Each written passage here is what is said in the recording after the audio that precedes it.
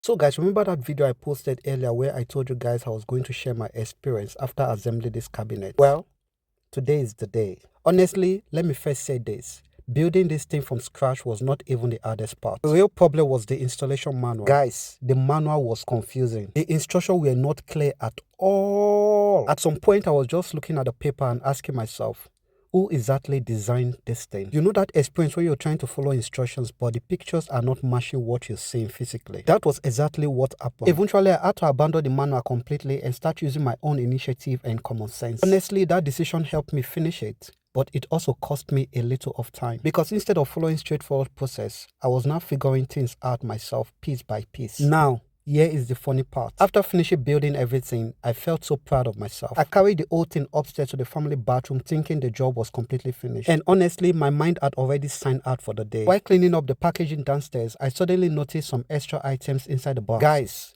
door handles, extra screws, and some fittings I had not installed.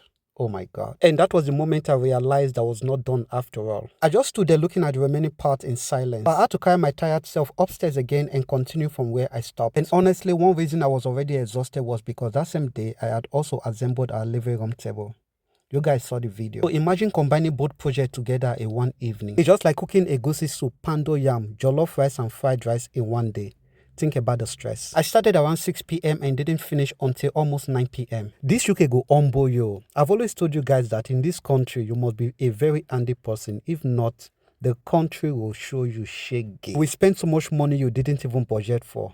Especially those people that are doing as your butter. Imagine 3 solid hours of assembling, tightening screws, checking panels, and trying to understand confusing instructions. If mountain not go Mohammed must surely come to mountain. By the end of the day, my body was finished. I looked like who they use firewood flog. That night, I slept like I'd never slept before. Later that night, I even went to my study to relax more and read a little because my brain needed recovery. For those of you following my everyday content, you know that I'm a bookworm. I love reading. I love studying. You can't take that away from me. You can ask my wife. I study Monday to Friday, including weekends.